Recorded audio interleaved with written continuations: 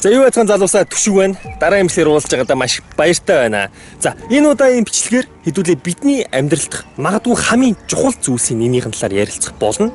За энэ хамгийн чухал зүйл маань юу вэ гэхээр надад нилээдгүй асуултууд ирсэн л дээ. Тэр нь болохоор ямар асуулт вэ гэхээр түшгээ яаж богино хугацаанд илүү үр бүтээлтэйгээр номыг уншдаг юм бэ? Хүмүүс яаж өдөрт нэг ном уншаад байдаг юм бэ? Хүмүүс энд ямар нэгэн нууц үйд юм болов уу? Би ном уншихаараа анхаарал удаан төвлөрөхгүй байна. Эсвэл урт хугацаанд сууж чадахгүй байна гэх мэтчлэн асуултууд ирдэг л дээ. Тэгвэл би энэ бичлэгээрээ номыг хамгийн богино хугацаанд хамгийн үр бүтээлтэйгээр унших 10 нууцыг та бүхэн танилцуулах болно. За ингээд эхэлцгээе. За нэгдүгээрт юу хамгийн түрүүнд чи юуг анхаарсан байх ёстой вэ гэхээр орчноо бүрдүүлсэн байх ёстой. Хэрвээ чи ширээн дээр уншиж байвал ширээн дээр өөр илүүтэй юм байх хэрэггүй. Зөвхөн ном эсвэл зөвхөн одоо компьютерн дээр уншиж байгаа бол зөвхөн компьютер байх хэрэгтэй. Тэгснээрээ хүний тархины онцлог нь олон зүйл дээр одоо сатаарах биш. Зөвхөн нэг цэг дээрээ одоо анхаарал төвлөрч илүү одоо үр бүтээлтэй унших болно. За орчноо бүрдүүлэх өөр нэг арга нь юу вэ гэхээр байгалийн нарны гэрэлт ном уншвал илүү одоо анхаарал илүү төвлөрдөг байгаа. Бас юм ногоон талбайтай зүлэгтэй одоо мостой газар ой мод дотор ч юм уу ном унших юм бол илүү одоо анхаарал төвлөрдөг байгаа. Тийм учраас нэгдүгээрт орчноо бүрдүүлэх нь маш чухал юм биш үү. За дараагийн хоёр дахь арга маань юу вэ гэхээр нууц маань юу вэ гэхээр уншихынхаа өмнө ямар ч хамаагүй номыг уншихынхаа өмнө гарчгуудыг гүйлгэх хэрэгтэй. Чухал хэсгүүдийг гүйлгэж явах хэрэгтэй. Тэгснээрээ юу яах вэ гэхээр тархиндаа өөрчлөлт юу уншихыг нь ямар одоо мэдээлэл авахыг нь бэлдээд өөрчилж одоо тархиндаа бэлдэх одоо боломжийг нь олгодог. Ингэснээр яах вэ гэхээр дараа нь одоо номоо яг уншиж байхдаа илүү одоо тархи маань илүү бэлтгэгдэж одоо гол мэдээллүүдээ одоо хүлээж авна гэсэн үг. За тэгэхээр дараагийн 3 дахь одоо алхам маань юу вэ гэхээр өөрийнхөө сонирхдаг сэдвээр унших. За энэ бол маш чухал байгаа. Ямар нэгэн номыг чи зөвхөн энэ одоо бестселлер орсон гэдэг ч юм уу те эсвэл зөвхөн одоо хин нэгэн энийг сонирхолтой гэж хэлсэн гэсэн шалтгаанаар унших биш. Өөрийнхөө сонирхолтоор одоо тулгуурлаж номыг унших хэрэгтэй. Тэгснээр яах вэ гэхээр чи хойш тавилгүйгээр илүү урт хугацаанд номыг уншна гэсэн үг. За дараагийн алхам бол дөрөвт алхам бол юу вэ гэхээр ямар нэгэн тодорхой хэмжээний зорилго тавьж унших хэрэгтэй. За өдөрт 50 хуудас байж болж байна.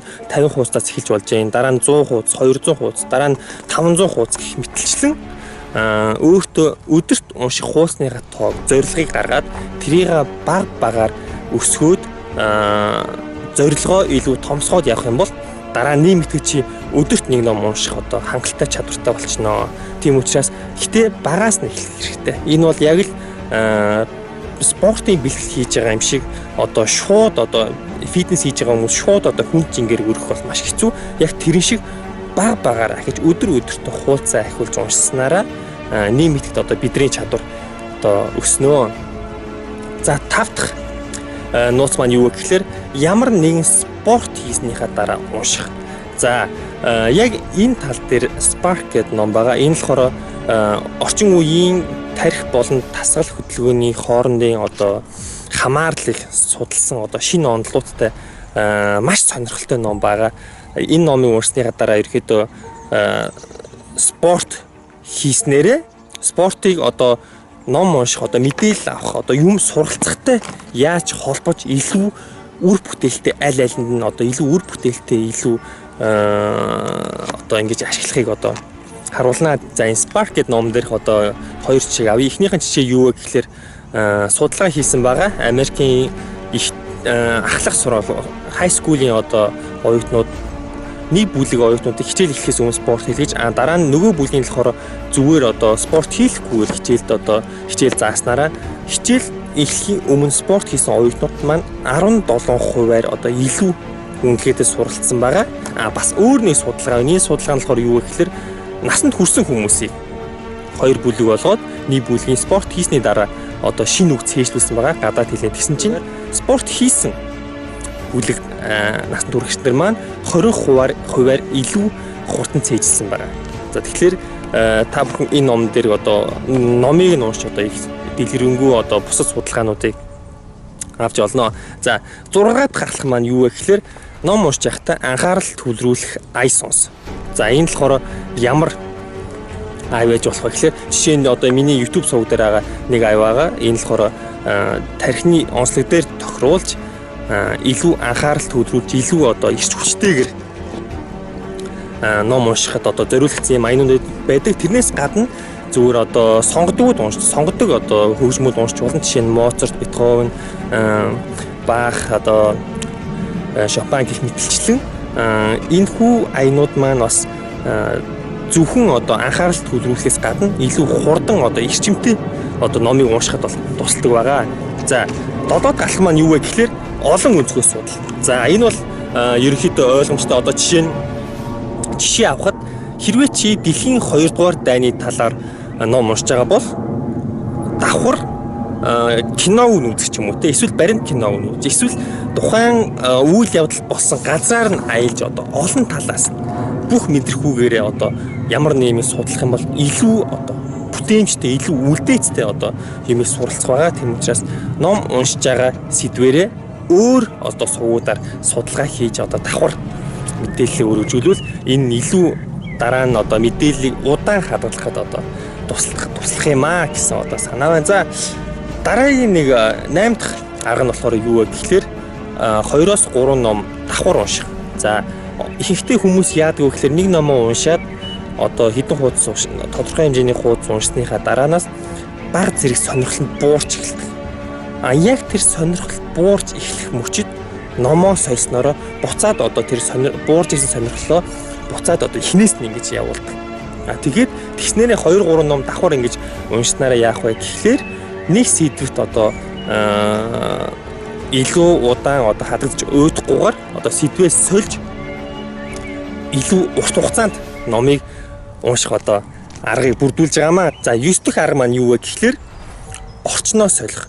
За би жишээ нь олон хүн явсан газар эсвэл кофе шопс ч юм уу эсвэл боон дотор, метрон дотор ном уншихаараа илүү анхаарал төвлөрдөг. Тэр шиг хүн болгон өөр өөртөө гэсэн тархины онцлогоос шалтгаалаад тэр нь өөр байдаг. Зарим хүмүүс чив чимээгүй газар ном уншихтаа илүү анхаарал төвлөрж байна. Зарим хүмүүс сууж ном уншихаараа илүү анхаарал төвлөрж байна. Зарим хүмүүс бос ном уншихаараа илүү анхаарал төвлөрж байна.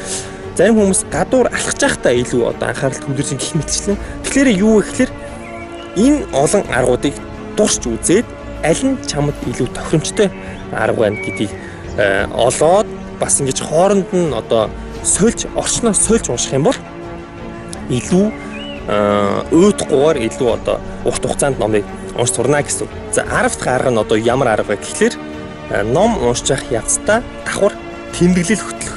За энэ яагаад одоо үр дүнтэй арга юм бэ гэхлээр хүн ном уншиж байхдаа зөвхөн харааныхаа мэдрэлийг ашигладаг. Давхар юм бичих юм бол 2 мэдрхүүгээ зэрэг тэрхүү мэдээллийг тогтооход ашиглаж байна гэсэн.